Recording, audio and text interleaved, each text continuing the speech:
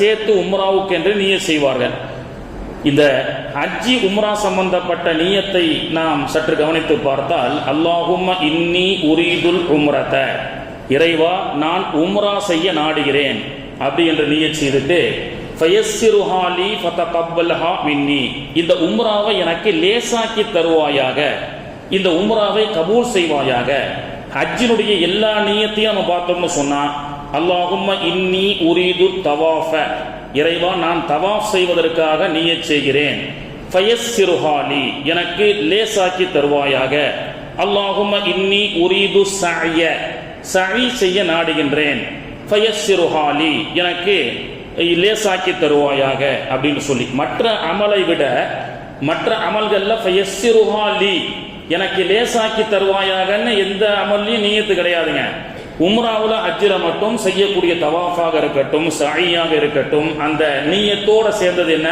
ஃபயஸ்ஸிருஹா லீ, இறைவா எனக்கு லேசாக்கி தருவாயாக. ஃபதகப்பல்ஹா மின்னி, இன்னும் கபூல் செய்வாயாக அப்படின்னு சொன்னா, லேசாக்கி தருவாயாகன்னு சொன்னாலே அதுல ஒரு கஷ்டம் என்பது ஒன்று உண்டு. அந்த கஷ்டத்தை சகித்து கொள்ளக்கூடிய ஒரு பொறுமையை, அந்த கஷ்டத்தை சகித்து இறைவனுக்காக நான் ஏற்றுக்கொள்ளக்கூடிய ஒரு மனப்பக்குவத்தை எனக்கு தருவாயாக என்பதுதான் அர்த்தமே தவிர, ஹஜ்ஜிக்கு சென்றோம் எங்களுக்கு சரியா உணவு கிடைக்கல, ஹஜ்ஜிக்கு சென்றோம் எங்களுக்கு சரியான அசௌகரியங்கள் ஏற்பட்டது என்று நாம் சொல்வதற்கு நியாயம் இல்லை. ஏனென்று சொன்னால் தியாகத்தை தான் ஹஜ்ஜி வெளிப்படுத்துகிறது. வேண்டுமென்றால் ஏதோ வழிகாட்டுவதற்கு கூட ஆள் இல்லை என்று சொன்னால் அந்த கோரிக்கையை வேண்டுமானால் ஏற்றுக்கொள்ளலாம். ஆக கண்ணியத்திற்குரியவர்களே, ஆக தியாகத்தினுடைய ஒரு வெளிப்பாடாகத்தான் ஹஜ்ஜி இருக்கிறது. அதனால தான் ஹஜ்ஜிக்கு மட்டும் அல்லாஹு தஆலா எந்த அமலுக்கும் இல்லாத ஒரு சிறப்பை தருகின்றான். இதா லகீத்துல் ஹாஜி, ஒரு ஹாஜி மன் ஹஜ்ஜ லில்லாஹி, யார் அல்லாஹ்வுக்காக ஹஜ்ஜி செய்வார்களோ, ரஜஅ கயௌமி வலதது உம்முஹு, அவருடைய எல்லா பாவங்களும் மன்னிக்கப்பட்டவர்களாக தாயகம் திரும்புகின்றார்கள். தாயகம் திரும்பும் பொழுது தாயினுடைய வயிற்றிலிருந்து பிறக்கப்பட்ட அன்று பிறந்த பாலகர்களாக திரும்புகின்றார்கள் என்று பெருமானார் அவர்கள் ஹஜ்ஜிக்கு ஹாஜிகளுக்காக சொல்லப்பட்ட சிறப்பு எப்படி கிடைக்கிறது? இது போன்ற தியாகங்களை அவர்கள் மேற்கொண்டுகின்ற காரணத்தினால்தான். ஆக கண்ணியத்திற்குரியவர்களே, ஆக ஹாஜிகள் பாவங்கள் மன்னிக்கப்பட்டவர்களாக தாயகம் திரும்பிக் கொண்டிருக்கக்கூடிய இந்த வேளையிலே அந்த ஹாஜிகளை சென்று நாம் சந்திப்பதன் மூலமாக நமக்கு என்ன கிடைக்கும் அதையும் பெருமானார் அவர்கள் நமக்கு சொல்லிக் கொடுக்கிறார்கள். பெருமானார் ஸல்லல்லாஹு அலைஹி வஸல்லமுடைய தர்பார்ல ஹஜ்ஜிக்காக சென்று வந்த சில ஹாஜிகள் நபிகள் நாயகத்தை சந்தித்தால், ஹஜ்ஜி செஞ்சுட்டு ஒருத்தங்க வராங்க அப்படின்னு சொன்னா, ஹஜ்ஜி செய்த ஹாஜிகளை பார்த்தவுடன் பெருமானார் அவர்கள் ஒரு துவா செய்திருக்கிறார்கள். நாமும் துவா செய்யலாம். அல்லாஹும் மக்ஃபிர் லில் ஹாஜி, இறைவா இந்த ஹாஜியுடைய பாவத்தை மன்னிப்பாயாக. வலிமஸ்தக்ஃபிருஹு வலிமனிஸ்தக்ஃபிர் லஹுல் ஹாஜி, இந்த ஹாஜி யாருக்கெல்லாம் பாவ மன்னிப்பு கேட்டாரோ அவருடைய பாவத்தையும் மன்னிப்பாயாக என்று ஹஜ்ஜி செய்து முடித்து வந்த ஹாஜி பெருமானார் அவர்களை சந்திக்கும் பொழுது பெருமானார் ஸல்லல்லாஹு அலைஹி வஸல்லம் அவர்கள் இந்த துஆவை ஓதிருக்கிறார்கள். அல்லாஹும் மக்ஃபிர் ஹாஜ், இந்த ஹாஜினுடைய பாவத்தையும் மன்னிப்பாயாக.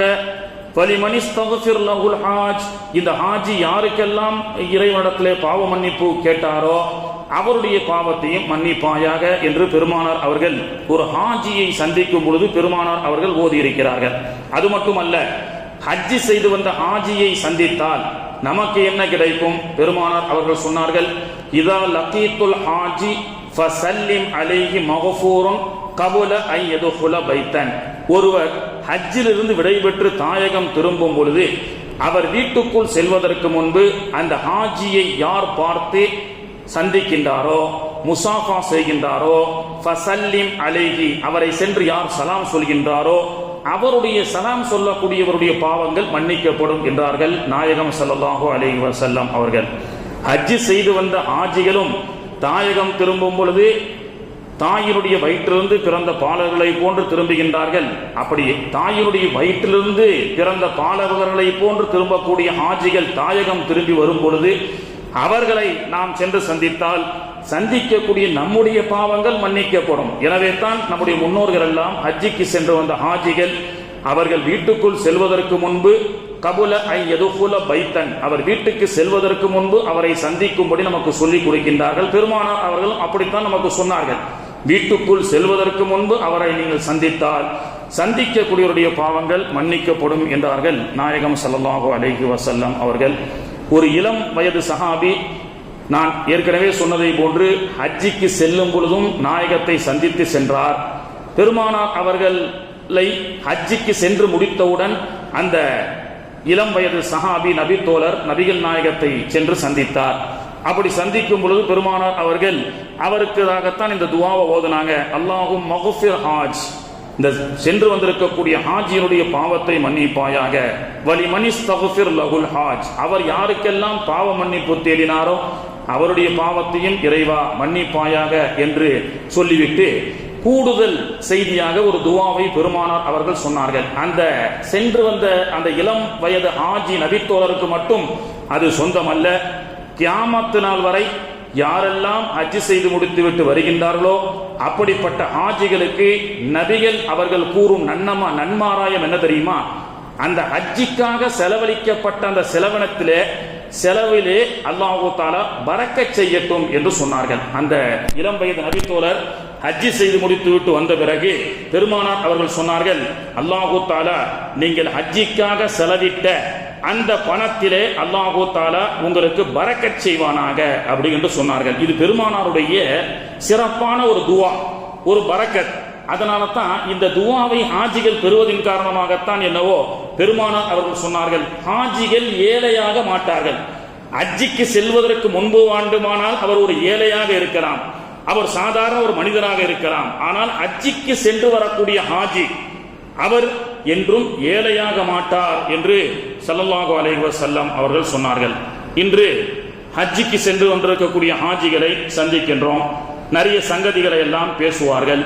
அப்படி பேசும் பொழுது பொருளாதார ரீதியாக சில பேர் கேட்பார்கள், இப்பொழுது ஒரு ரியாலுக்கு 22 ரூபாய் கிட்டத்தட்ட வருகிறது. அப்போ இந்த 2024 ஹஜ் செய்த ஹாஜிகள் 22,000 ரூபாய் நம்முடைய காசு பணத்தை கொண்டு போய் மணி எக்ஸ்சேஞ்சில் கொடுத்தா சவுதி ரியால் 1000 ரியால் கொடுக்குறாங்க. 22,000 ரூபாயை கொண்டு போய் மணி எக்ஸ்சேஞ்சில் கொடுத்தா 1000 ரூபாய் மட்டும் அவன் சவுதியினுடைய காசுக்கு நமக்கு கொடுக்குறாங்க. சரியா?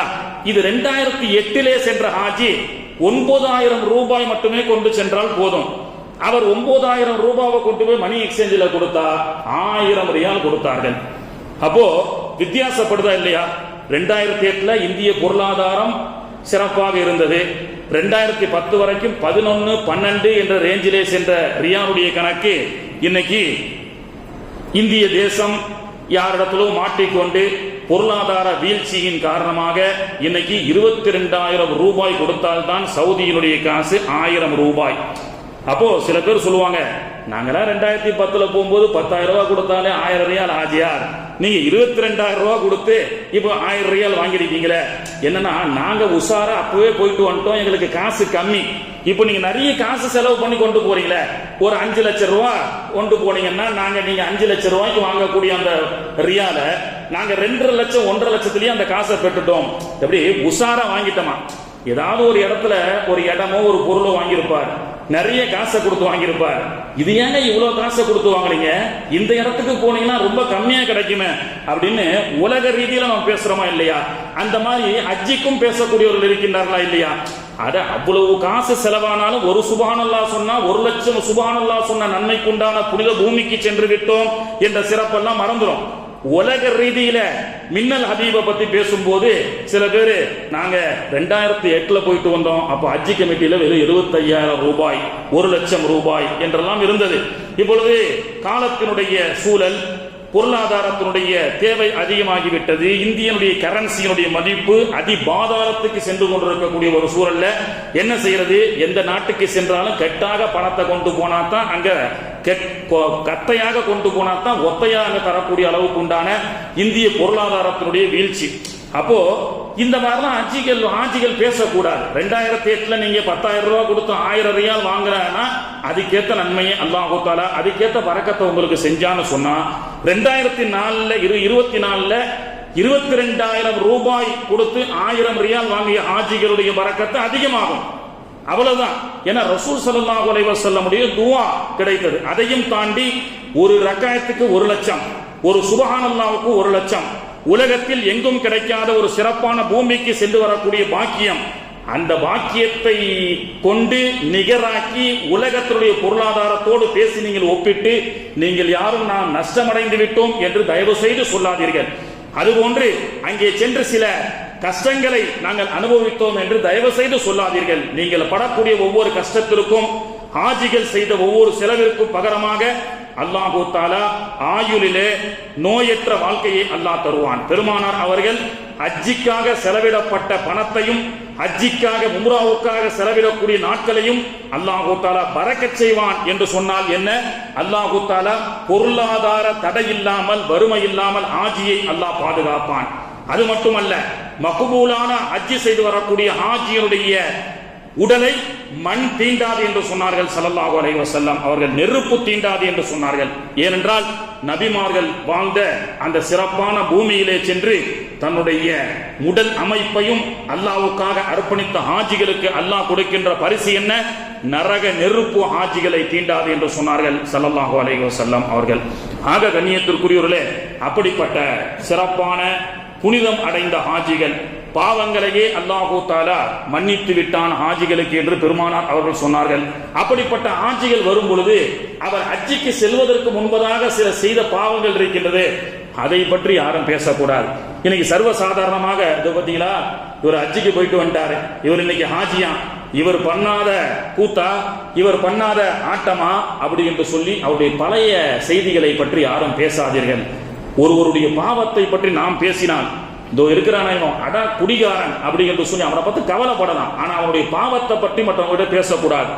ஒரு விபச்சாரம் செய்யட்டும், குடிக்கட்டும், என்ன பாவம் வேண்டுமானாலும் செய்யட்டும், அவனுக்காக ஹிதாயத்துக்காக துஆ செய்யுங்கள். பாவத்தை பற்றி பேசினால் பெருமானார் அவர்கள் சொன்னார்கள், ஒருவனை மட்டம் தட்டுவதற்காக, ஒருவனை இழிவுபடுத்துவதற்காக, ஒரு அடியானுடைய பாவத்தை ஒருவர் அதிகமாக விமர்சனம் செய்தால், விமர்சனம் செய்யக்கூடிய அந்த மனிதர் மௌத்தாகக்குள்ள அந்த பாவத்தில் பீடிக்கப்படுவார் என்று சொன்னார்கள் ஸல்லல்லாஹு அலைஹி வஸல்லம். ஒருவரை பார்த்து நீங்கள் குடிகாரர் என்று அவரை நீங்கள் ஏளனமாக கொச்சையாக அவரை கேவலப்படுத்தக்கூடிய விஷயத்திலே நீங்கள் சொன்னால் மௌத்தாகிறதுக்குள்ள நீங்கள் மது அருந்தக்கூடிய ஒரு சூழலிலே தள்ளப்படுவீர்கள். ஒருவரை பார்த்து விபச்சாரம் என்று விபச்சாரம் செய்கிறார் என்று அவரை கேவலப்படுத்துவதற்காக நீங்கள் அவருடைய பாவத்தை, அவர் தௌபா செய்ததற்கு பிறகு நீங்கள் அதை பற்றி பேசினால் அல்லாஹு தஆலா பாதுகாக்க வேண்டும். அந்த பாவத்திலே அல்லாஹு தஆலா நம்மை பீடிக்க செய்து விடுவான். எனவே அல்லாஹ்வே பாவத்தை மன்னித்து அந்த பாவத்துக்கு பகரமாக நன்மையை கொடுத்து அவரை புனிதராக்கியதற்கு பிறகு அந்த பாவத்தை பற்றி யாரும் பேசக்கூடாது.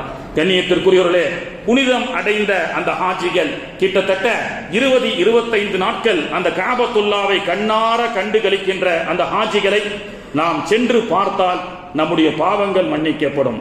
பெருமானார் ஸல்லல்லாஹு அலைஹி வஸல்லம் அவர்கள் மிஅராஜுக்கு அல்லாஹ்வை சந்தித்து விட்டு வருகிறார்கள்.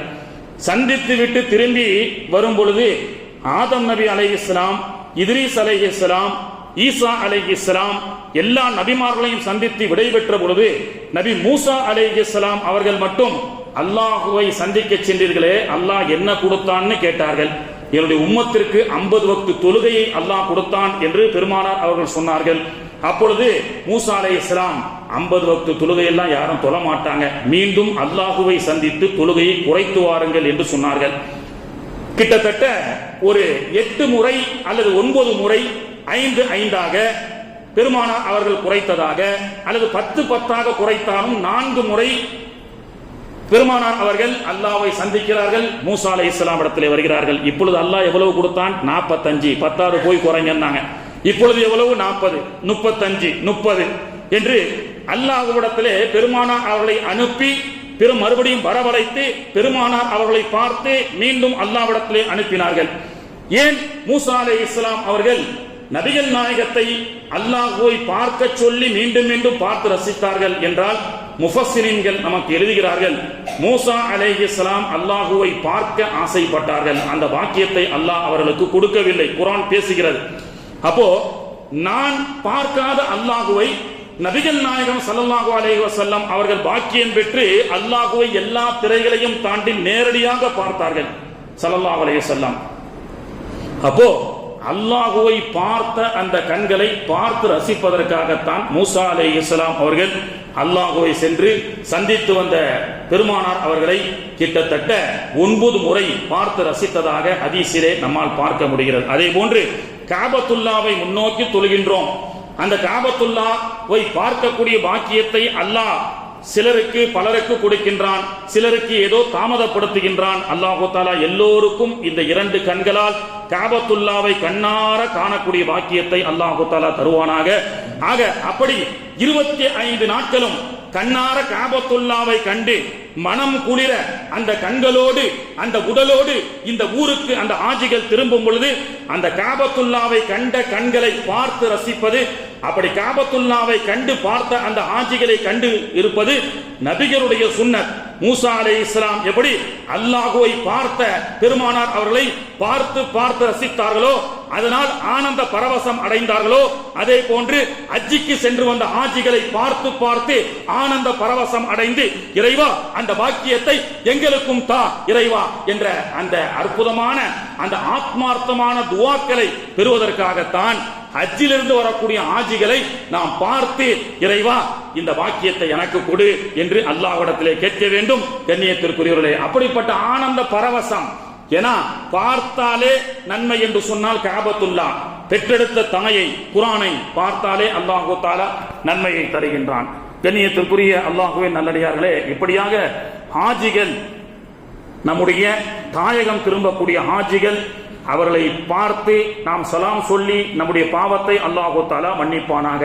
ஹாஜிகளை வரவேற்கக்கூடிய நாம் அடுத்து வரக்கூடிய ஹிஜ்ரத் 1446 ஹிஜ்ரத் சனிக்கிழமை அன்று பிறை பார்க்கப்பட்டால் ஞாயிற்றுக்கிழமை ஹிஜ்ரா பிறை 1 வருகின்ற அந்த ஹிஜ்ரத்தையும் தியாக வரலாற்றுக்கு சொந்தமான அந்த ஹிஜ்ரத்தையும் நாம் வரவேற்க கடமைப்படுகின்றோம். ஏனென்று சொன்னால் சஹாபாக்களுடைய தியாகம், அதுவரை 13 ஆண்டுகள் மக்காவிலே ஆன்மீகத்தை மட்டும் கேட்டுக்கொண்டிருந்த, ஆன்மீகம் சம்பந்தப்பட்டதை மட்டும் சொல்லிக் கொடுத்த அல்லாஹு தஆலா அதிகாரத்தை நபிகள் நாயகம் அவர்களுக்கு கொடுப்பதற்குண்டான ஆரம்ப ஸ்டேஜ் தான் ஹிஜ்ரத்.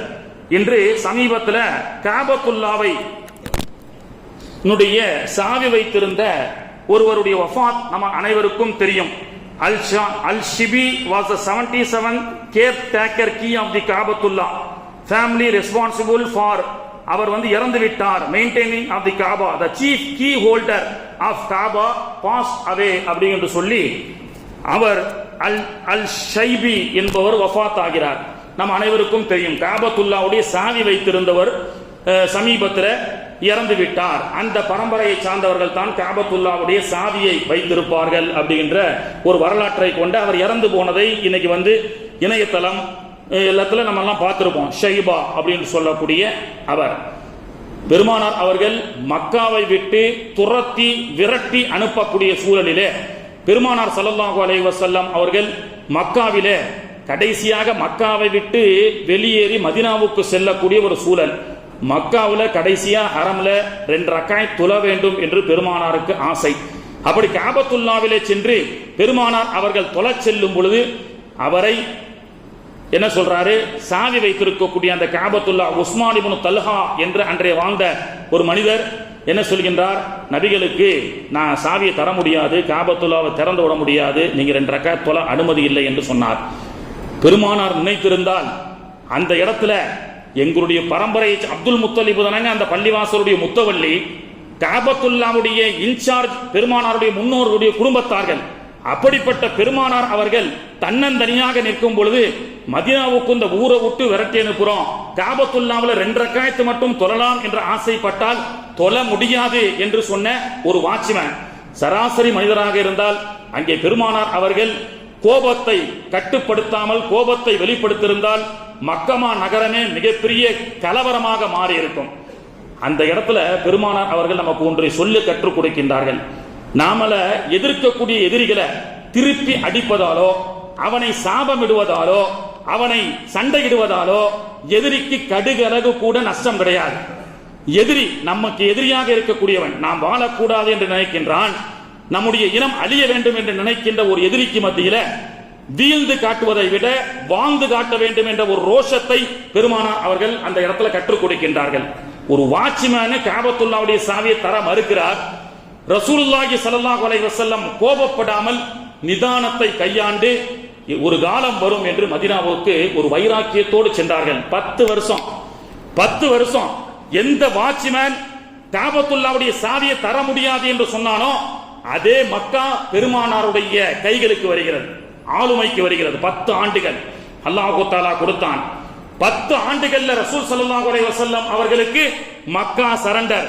லட்சக்கணக்கான மக்கள் எல்லாம் குமிழி இருக்கின்றார்கள். நபிகள் தான் சுல்தான். பெருமானார் அவர்கள் மக்காவை விட்டு செல்லும் பொழுது என்ன கேட்டார்கள்? வகுர் ரப்பி அத்கில்னி முதுகல சிதுகா வஅக்ரிஜ்னி முக்ரஜ சிதுகா வஜஅல்லி மில்லதுன்க சுல்தானன் நசீரா. அதிகாரத்தை எனக்கு தா இறைவா என்று கேட்டார்கள். இன்னைக்கு இஸ்லாமிய உலகத்திலே உலகமெங்கும் இஸ்லாமிய மக்களுக்கு அதிகாரம் இல்லாத காரணத்தினால், அதிகாரத்தில் உள்ளவர்கள் எல்லாம் சர்வாதிகராக மாறிய காரணத்தினால் தான் பாலஸ்தீனில் நடக்கக்கூடிய கொடுமைகளை உலகத்தில் கேட்பதற்கு நாதி இல்லை. என்றால் அதிகாரம் இஸ்லாமிய மக்களுடைய கைகளிலே இல்லை. சண்டை போட்டு கோஷம் போடுவதால், அவர்களுக்கு இருக்கக்கூடிய அடிமைத்தனத்தால் உலகத்தில் இருக்கக்கூடிய சர்வாதிகாரம் அளிக்கப்படாது. அதிகாரம் நமக்கு வேண்டும், அந்த அதிகாரம் நமக்கு தா என்று பெருமானார் அவர்கள் 13 ஆண்டுகளிலே கேட்கவில்லை. பள்ளிவாசல்ல தொழக்கூட 2 ரக்காயத்துக்கு தகுதி இல்லாமல் மக்கள் விரட்டி அடிக்கும் பொழுது பெருமானார் அவர்கள் அதிகாரத்தை கேட்டார்கள். பள்ளிக்கூடம் நடக்குது, மாவட்ட ஆட்சியர் வருகிறார், கலெக்டர். அந்த மாவட்ட ஆட்சியருடைய வாகனத்தை பார்த்தவுடன் பள்ளிக்கூடத்தில் இருக்கக்கூடிய வாத்தியார்களும் பிரின்சிபல்களும் எந்திரிச்சு சென்று அந்த கலெக்டருக்கு மரியாதை செய்கிறார்கள். அப்ப மாணவர்கள் பேசிக் கொண்டார்கள், வாத்தியாரும் வேஸ்ட், வாத்தியார் ஆகிறதும் வேஸ்ட், பிரின்சிபல் ஆகிறதும் வேஸ்ட், கலெக்டர் ஆனோயா, கலெக்டர் ஆனா தான் பாரு பிரின்சிபலே எந்திரிச்சு நிற்கிறாரு. இப்போ இன்னைக்கு இருக்கக்கூடிய பிள்ளைகளை படிக்க வைக்கிறோம், படிச்சு சம்பாதிப்பதற்கல்ல, அதிகாரம் நம்முடைய கைகளிலே வர வேண்டும். ஐஏஎஸ் பதவி, ஐபிஎஸ் பதவி போன்ற பெரும் பெரும் பதவிகள். யூதர்களை எடுத்துக்கொள்ளுங்கள், உலகத்தில் எந்த எலெக்ஷன்லையும் யூதர்கள் நிற்க மாட்டான், பதவிக்காக ஆசைப்பட மாட்டான். ஆனால் அவன் சொல்லக்கூடியவர்கள் பதவியில் அமர வேண்டும் என்ற திட்டத்தோடு உலகத்திலே வாழ்வான். அவர்கள் சொல்பவர்கள் தான் பிஎம், அவர்கள் சொல்பவர்கள் தான் சிஎம் என்று சொல்லக்கூடிய அளவுக்கு அப்படிப்பட்ட அதிகாரத்தை பெருமானார் அவர்கள் கையில் வாங்கியதற்குண்டான ஆரம்ப துவா தான் ஹிஜ்ரத் என்ற அந்த ஹிஜ்ரி. அந்த கலெக்டரை பார்த்த உடனே தான் மாணவர்கள் நினைத்தார்கள், நம் வகுப்பு ஆசிரியர், அவரை கண்டால் நடுங்குகின்றோம், ஆனால் அவரே கலெக்டரை கண்டால் நடுங்குகின்றார். நம்முடைய பள்ளிக்கூட பிரின்சிபல், தலைமை ஆசிரியர், அவரை கண்டால் பயப்படுகின்றோம், ஆனால் அவரே ஒருத்தரை பார்த்து பயப்படுகின்றார் என்று சொன்னால் அவர்தான் கலெக்டர் என்று பேசிக் கொண்டிருக்கும் பொழுது அந்த கிராமத்து பள்ளிக்கூடத்தை எல்லாம் ஆய்வு செய்த அந்த கலெக்டர் பள்ளிக்கூடத்தில் எதிரிலே இருக்கக்கூடிய ஒரு குடிசை வீட்டுக்கு பவ்யமாக சென்று அங்கே ஒரு பெரியவர் தூங்கிக் கொண்டிருந்தார். அந்த பெரியவரை அந்த கலெக்டர் எழுப்பி கை கட்டி, ஐயா ராஜதுரை மாணிக்கம் என்னை தெரிகிறதா என்று கேட்டார். மாணவர்கள் ஆச்சரியமாக பார்த்தார்கள். நம்முடைய தலைமை ஆசிரியரும் கூட கை கட்டி பேசிய அந்த கலெக்டர் ஒரு குடிசை வீட்டிலே இருக்கக்கூடிய ஒரு முதியவரிடத்திலே எழுப்பி, நான் ராஜதுரை வந்திருக்கின்றேன் என்று சொல்கின்றார் என்று சொன்னால் அந்த முதியவர் யார்? அந்த கலெக்டருக்கும் படித்து கொடுத்த வாத்தியார் என்று சொல்லப்பட்டது. அப்பொழுதுதான் சிறுவர்கள் நினைத்தார்களாம், கலெக்டர் ஆவதை விட அதிகாரத்தை உருவாக்கக்கூடிய அதிகாரிகளாக இருக்கக்கூடியவர்கள் வாத்தியார்கள். எனவே நாம் ஆசிரியராகத்தான் ஆகணும்னு அந்த பசங்க பேசியதாக ஒரு கதையை, ஒரு வரலாற்றை நமக்கு சொல்லிக் கொடுக்கின்றார்கள். ஆக இன்னைக்கு பிள்ளைகளுக்கு அப்படிப்பட்ட அதிகாரத்தை சொல்லிக் கொடுக்க, அதிகாரத்துடைய பதவிக்கு ஆசைப்பட வைக்க வேண்டும். அதிகாரம் இஸ்லாமிய மக்கள் கையில் போனால்தான் அதிகாரம் அதிகாரமாக இருக்கும். இஸ்லாம் அல்லாதவர்களுடைய எதிரிகளுடைய கைகளில் போனால் அது சர்வாதிகாரமாக மாறிவிடும் என்பதை இஸ்லாம் நமக்கு சொல்லிக் கொடுக்கிறது. அதனால்தான் ஹிஜ்ரத் என்பது நம்மை எதிர்க்க வரக்கூடிய, அழிக்க நினைக்கின்ற எதிரிகளை நாம் சாபமிடுவதால் எந்த பிரயோஜனமும் இல்லை, அவனை திரும்ப வீழ்த்துவதால் ஒன்னும் பெரிய பிரயோஜனம் இல்லை, அவனுக்கு மத்தியிலே வாழ்ந்து காட்ட வேண்டும் என்பதைத்தான் ஹிஜ்ரத் நமக்கு சொல்லிக் கொடுக்கிறது. ஒரு வாட்ச்மேன் காபத்துல்லாவுடைய சாவியை நபிகள் நாயகத்துக்கு கொடுக்க மாட்டேன், மக்காவை விட்டு ஓடிப்போ என்று சொன்ன காலங்களை தாண்டி 10 ஆண்டுகளிலே காபத்துல்லாவை மட்டுமல்ல மக்காவினுடைய முழு பொறுப்பையும் அதிகாரத்தையும் நபிகள் நாயகம் வாங்குகிறார்கள். அதற்கு ஹிஜ்ரத் ஒரு மிகப்பெரிய காரணமாக அமைந்தது. 10 ஆண்டுகள்ல எல்லோரும் நிற்கிறார்கள். சாவியை கொடுக்க மறுத்த அந்த வாட்ச்மேனும் நிற்கிறார். ஸல்லல்லாஹு அலைஹி வஸல்லம் அவர்கள் எல்லோரையும் பார்த்து முதல்ல கூப்பிட்டது யாரு?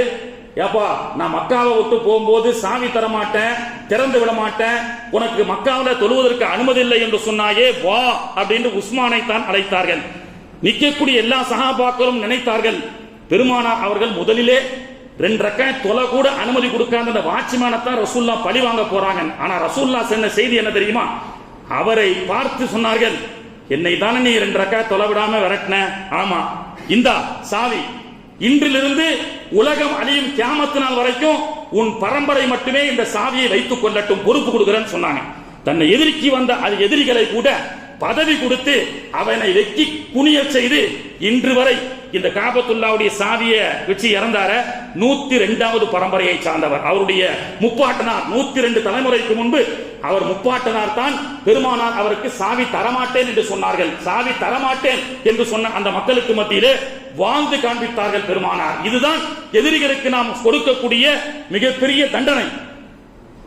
கண்ணியத்திற்குரியவர்களே, ஆக ஆளுமை என்ற அந்த சக்தி அதிகாரத்தை எதிர்வரக்கூடிய பிள்ளைகளுக்கு நாம் கற்றுக் கொடுக்க வேண்டும். பிள்ளைகளை நல்ல பெரிய பெரிய பொறுப்பில் நாம் அமரச் செய்து, அதனால் மற்றவர்களை பழி வாங்குவதற்கு அல்ல, இந்த தேசத்தையும் இந்த உலகத்தையும் நல்ல அதிகாரத்தை கொண்டு மக்களை நல்ல முறையிலே வழிநடத்த வேண்டும் என்பதை ஹிஜ்ரத் நமக்கு சொல்லி காட்டுகிறது.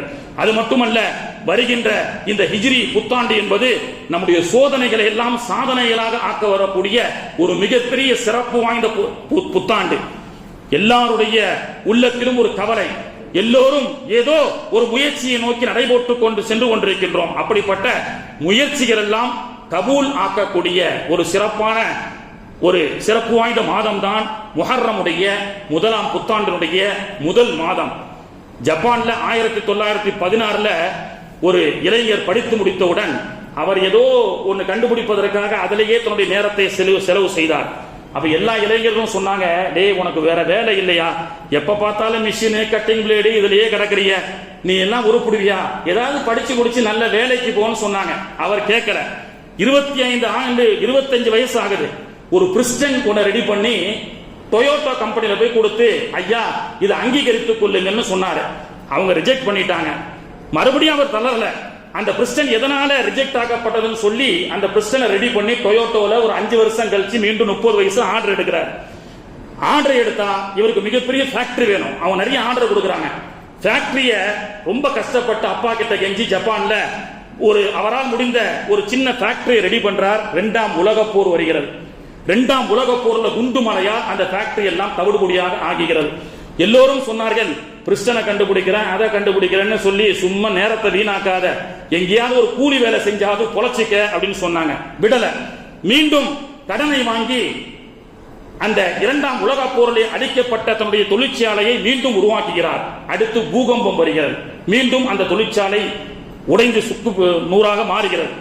இடிந்து உட்கார்ந்து போனார். இன்னைக்கு எவ்வளவோ முயற்சிகள், எதிர்காலத்தில் எதையாவது ஒன்று சாதிக்கணும்னு சொல்லி இளைஞர்களும் சரி நாமும் சரி எவ்வளவோ முயற்சி செய்து கொண்டிருக்கின்றோம். ஆனால் அடுத்தடுத்து தோல்விகளா வந்துட்டு இருக்குது அப்படின்னு சொல்லி தோல்வி அடையாதே.